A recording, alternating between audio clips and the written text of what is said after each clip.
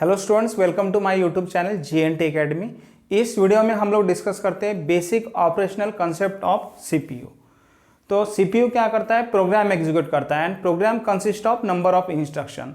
तो CPU क्या करेगा? वन बाय वन इंस्ट्रक्शन को एग्जीक्यूट करेगा। तो जो भी इंस्ट्रक्शन CPU को एग्जीक्यूट करना है, सबसे पहले उसको मेमोरी से लोड किया जाएगा CPU में, और उसके बाद में अगर ज़रूरत पड़ी तो उसके ऑपरेंड्स को भी मेमोरी से फेच किया जाएगा। फेच करने के बाद में फिर उसको एग्जीक्यूट किया जाएगा। फॉर एग्जांपल यहाँ पे देखिए एक इंस्ट्रक्शन है ऐड LOCA, R0। इसका मतलब है कि लोकेशन A पे जो मेमोरी में कंटेंट है उसको किसके साथ ऐड करो?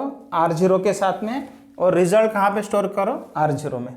तो यहाँ पे देखिए जो LOCA मेमोरी लोकेशन है, इसके कंटेंट तो प्रिजर्व रहेंगे, बट R0 के कंटेंट क्या हो जाएंगे? ओवर राइट हो जाएंगे। ऐसा क्यों होगा? क्योंकि R0 में हम लोग रिजल्ट स्टोर करने वाले हैं। बहुत सारे मॉडर्न कंप्यूटर क्या करते हैं, इसी इंस्ट्रक्शन को दो स्टेप में परफॉर्म करते हैं या दो इंस्ट्रक्शन में लिखते हैं, जिसमें पहला इंस्ट्रक्शन ये करेगा कि मेमोरी लोकेशन के कंटेंट को R1 में लोड करेगा, और दूसरा इंस्ट्रक्शन क्या करेगा? R1 के कंटेंट को R0 के साथ में ऐड करके रिजल्ट कहाँ पे स्टोर करेगा? R0 में स्टोर करेगा। ठीक, तो ये जो डायग्राम दिख रही है, this diagram represent the interconnection between processor and the memory. ठीक है, इसके अलावा प्रोसेसर कोई इनपुट आउटपुट डिवाइसेस भी कनेक्टेड होते हैं, जो हमने इस डायग्राम में नहीं दिखाया है। हम लोग देखेंगे कि प्रोसेसर और मेमोरी एक में के साथ में कैसे कोऑर्डिनेट करती है। ओके, तो प्रोसेसर में देखिए अलग अलग कंपोनेंट्स हैं। उसमें से पहला कंपोनेंट है कंट्रोल यूनिट। कंट्रोल यूनिट का काम क्या है? कंट्रोल सिग्नल जनरेट करना और उस कंट्रोल सिग्नल को अप्रोप्रिएट कंपोनेंट को भेजना। मतलब एक कंट्रोल यूनिट क्या करता है? मेमोरी के लिए भी कंट्रोल सिग्नल जनरेट करता है, इनपुट आउटपुट डिवाइसेस के लिए भी कंट्रोल सिग्नल जनरेट करता है, और यहाँ पे जो कंपोनेंट्स प्रेजेंट है ये सभी कंपोनेंट के लिए भी कंट्रोल सिग्नल जनरेट करता है। ठीक है, और ALU क्या करेगा? ALU stands for arithmetic and logic unit. इसका काम है अरिथमेटिक और लॉजिकल ऑपरेशन परफॉर्म करना। ठीक है, then we have this register MDR। MDR stands for the memory data register. जब भी हमें मेमोरी में डेटा भेजना है या मेमोरी से डेटा रिसीव करना है, वो सब कम्युनिकेशन जो है MDR के थ्रू ही होगा। Okay, then we have MAR। MAR stands for the memory address register.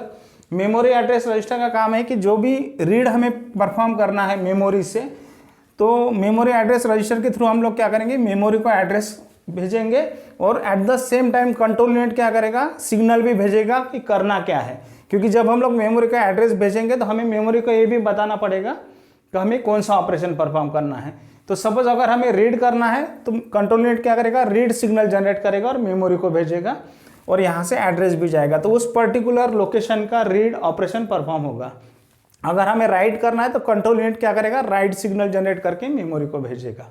Okay, इस प्रकार से कंट्रोल यूनिट वेरियस सिग्नल क्या करता है? जनरेट करता है। Then we have this program counter.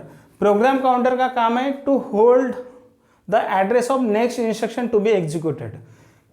For example यहाँ पे देखिए ये इंस्ट्रक्शन अगर हमें अभी नेक्स्ट एग्जीक्यूट करना है तो इसका एड्रेस कहाँ पे अवेलेबल रहेगा? प्रोग्राम काउंटर में अवेलेबल रहेगा। ठीक है, और जैसे हम लोग इस इंस्ट्रक्शन को फेच करते हैं तो प्रोग्राम काउंटर के जो वैल्यू है वो हम लोग इंक्रीमेंट करेंगे, so that it points to the next instruction to be executed. Okay, तो हर बार जब हम लोग करंट इंस्ट्रक्शन फेच कर लेंगे मेमोरी से, तो उसके बाद हर बार प्रोग्राम काउंटर का जो वैल्यू है वो क्या होते जाएगा? इंक्रीमेंट होते जाएगा, और कुछ इस प्रकार से इंक्रीमेंट किया जाएगा so that it points to the next instruction. Okay, then we have IR। IR stands for the instruction register.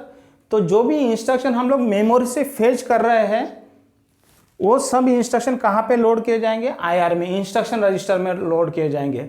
और इंस्ट्रक्शन रजिस्टर में कंटेंट या इंस्ट्रक्शन लोड करने के बाद में वो इंस्ट्रक्शन हम लोग कंट्रोल यूनिट को फीड करेंगे। ठीक है, ये इंस्ट्रक्शन किसको फीड करना है? कंट्रोल यूनिट को, और कंट्रोल यूनिट उस इंस्ट्रक्शन को इंटरप्रेट करेगा, डिकोड करेगा, और समझेगा कि क्या ऑपरेशन परफॉर्म करना है।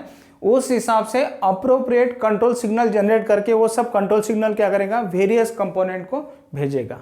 ओके, तो ये सब हो गए components of your processor. Fine, then suppose अगर हमें कोई इंस्ट्रक्शन एग्जीक्यूट करना है, ये इंस्ट्रक्शन अभी नेक्स्ट इंस्ट्रक्शन है टू बी एग्जीक्यूटेड, तो ऑब्वियसली जैसे हमने डिस्कस किया है कि इसका एड्रेस कहाँ पे रहेगा? प्रोग्राम काउंटर में रहेगा। तो क्या होता है? प्रोग्राम काउंटर से वो एड्रेस कहाँ पे जाएगा? मेमोरी एड्रेस रजिस्टर में भेजा जाएगा। मेमोरी एड्रेस रजिस्टर के थ्रू ही हम लोग मेमोरी को क्या कर पाएंगे, एड्रेस भेज पाएंगे। ठीक है, तो प्रोग्राम काउंटर का जो वैल्यू है वो कहाँ पे भेजा जाएगा, एमएआर में। ऐसा इसलिए किया जाएगा क्योंकि program counter always carries the address. ठीक है, तो एड्रेस जो भी हमें कम्युनिकेट करना है मेमोरी को, वो एमएआर के थ्रू ही कम्युनिकेट किया जाएगा। फाइन। फिर एड्रेस मेमोरी को भेजने के बाद में कंट्रोल यूनिट क्या करेगा, अप्रोप्रिएट कंट्रोल सिग्नल जनरेट करके मेमोरी को भेजेगा। जिसमें रीड करना है तो रीड कंट्रोल सिग्नल भेजा जाएगा, और मेमोरी ऑपरेशन क्या होगा, परफॉर्म होगा। मेमोरी ऑपरेशन परफॉर्म होगा मतलब है कि उस पर्टिकुलर लोकेशन को रीड किया जाएगा, और उसके जो कंटेंट है वो कहाँ पे लोड किए जाएंगे, एमडीआर में। ठीक है, तो जो भी डेटा आपके मेमोरी से प्रोसेसर में आएगा वो एमडीआर के थ्रू ही आएगा। तो मेमोरी रीड होने के बाद में कंटेंट कहाँ पे आ गए, एमडीआर में। एमडीआर से जो कंटेंट है वो कहाँ पे आ जाएंगे, आईआर में। आईआर में क्यों आएंगे, क्योंकि ये जो कंटेंट हमने फेच किए हैं मेमोरी से वो एक्चुअली इंस्ट्रक्शन है। ठीक है, इंस्ट्रक्शन होने की वजह से वो कहाँ पे लोड होना जरूरी है, आईआर में। अगर वो डेटा है तो वो अप्रोप्रिएट रजिस्टर में लोड किया जाएगा, बट क्योंकि वो इंस्ट्रक्शन है, पहली बार हम लोग इंस्ट्रक्शन फेच करेंगे तो उस केस में वो कहाँ पे लोड होगा, आईआर में। आईआर में लोड होने के बाद में इस इंस्ट्रक्शन रजिस्टर के कंटेंट को कहाँ पे फॉरवर्ड किया जाएगा, कंट्रोल यूनिट को। कंट्रोल यूनिट इस इंस्ट्रक्शन को डिकोड करेगा, इंटरप्रेट करेगा और अप्रोप्रिएट कंट्रोल सिग्नल जनरेट करेगा।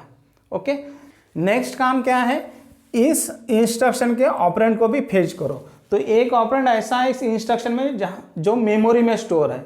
तो ये जो ऑपरेंड का एड्रेस है, ये ऑपरेंड का एड्रेस भी हम लोग क्या करेंगे, एमएआर के थ्रू मेमोरी को भेजेंगे। At the same time control unit क्या करेगा, रीड सिग्नल जनरेट करेगा। रीड सिग्नल जनरेट करने के बाद में उस पर्टिकुलर लोकेशन को रीड किया जाएगा और उसके कंटेंट कहाँ पे लोड किए जाएंगे, एमडीआर में। ठीक है, तो now you have your first operand present in MDR and second operand present in R0। यहाँ पे दिख रहा है R0। These are all the general purpose register. ठीक है, जिसको हम लोग हमारे इंस्ट्रक्शन में क्या कर सकते हैं, यूज कर सकते हैं फॉर द जनरल पर्पज। जैसे यहाँ पे देखिए हमने हमारे इंस्ट्रक्शन में R0 जनरल पर्पज रजिस्टर का यूज किया है, वैसे ही इस इंस्ट्रक्शन में देखिए R1 और R0 ये दो जनरल पर्पज रजिस्टर का यूज किया है। तो this is the n general purpose register. तो कहीं पे 8 रजिस्टर होंगे, कहीं पे 4 होंगे, कहीं पे 16 होंगे एंड सो ऑन। इस प्रकार से नंबर ऑफ रजिस्टर्स होते हैं, जिसका काउंट वैरी करता है from architecture to architecture. Fine. तो अभी देखिए हमने जब इस ऑपरेंड को फेच किया मेमोरी से, तो ये ऑपरेंड लोड हो गया है एमडीआर में। तो now you have your first operand in MDR and second operand in R0। तो हमें क्या करना है, ALU ऑपरेशन परफॉर्म करना है, क्योंकि ये दोनों के बीच में क्या किया जाएगा, एडिशन किया जाएगा। तो एमडीआर के कंटेंट और R0 के कंटेंट ऐड करेगा ALU, और ऐड करने के बाद में उसका रिजल्ट कहाँ पे स्टोर किया जाएगा, R0 में स्टोर किया जाएगा। फाइन। तो एडिशन ऑपरेशन परफॉर्म करने के लिए भी कंट्रोल यूनिट क्या करेगा, कंट्रोल सिग्नल भेजेगा। किसको, ALU को, कि आपको एमडीआर के कंटेंट और R0 के कंटेंट के साथ में क्या करना है, एडिशन परफॉर्म करना है। तो कुछ इस प्रकार से हमारा प्रोसेसर वर्क करता है। मेमोरी के अलावा प्रोसेसर को जो है इनपुट आउटपुट डिवाइसेस भी कनेक्टेड होते हैं। प्रोसेसर क्या करता है, इनपुट डिवाइसेस से इनपुट रिसीव करता है और आउटपुट डिवाइसेस को क्या करता है, आउटपुट फॉरवर्ड करता है। फाइन। तो सपोज एज्यूम करो कि इनपुट आउटपुट डिवाइसेस को जब भी सर्विस लगेगी, कुछ एक्शन परफॉर्म करना है, तो उस केस में वो क्या करेंगे, रिक्वेस्ट करेंगे प्रोसेसर को कि I want service on urgent basis, जिसको हम लोग कहते हैं इंटरप्ट। तो इंटरप्ट मतलब होता है it is a request from input output devices. तो जब भी इनपुट आउटपुट डिवाइसेस को किसी भी प्रकार की सर्विस लगेगी, तो उस केस में इनपुट आउटपुट डिवाइसेस क्या करेंगे, इंटरप्ट जनरेट करेंगे। ठीक है, तो इंटरप्ट जैसे जनरेट होता है तो प्रोसेसर क्या करेगा, एक तो उस इंटरप्ट को सर्व करेगा, नहीं तो नहीं करेगा, depending on the priority of that particular interrupt. Fine. तो अगर उस इंटरप्ट को सर्व करना है तो उस केस में प्रोसेसर क्या करेगा, जो करंट एग्जीक्यूशन चल रहा है उसको बाजू में रख के उस इंटरप्ट को सर्व करेगा by invoking interrupt service routine. ठीक है, by performing interrupt service routine. Fine. तो उसके लिए जरूरी है करंट एग्जीक्यूशन जो चल रहा है उसको बाजू में रखना है। बाजू में रखना है मतलब उस केस में करंट कंपोनेंट्स के जो भी वैल्यूज है उसको कहीं ना कहीं स्टोर करके रखना पड़ेगा, और इंटरप्ट को सर्व करना पड़ेगा। एक बार इंटरप्ट सर्व हो गया उसके बाद में फिर से जो बाजू में रखे हुए कंटेंट है उसको फिर से आपके कंपोनेंट्स में लोड करके जो एग्जीक्यूशन चल रहा था प्रीवियसली उसको हम लोग क्या कर पाएंगे, रिज्यूम कर पाएंगे। ठीक है, तो इस प्रकार से प्रोसेसर वर्क करता है। ठीक है, वीडियो अच्छा लगा हो तो प्लीज़ लाइक और शेयर करें और मेरे यूट्यूब चैनल को सब्सक्राइब करें। मिलते हैं नेक्स्ट वीडियो में।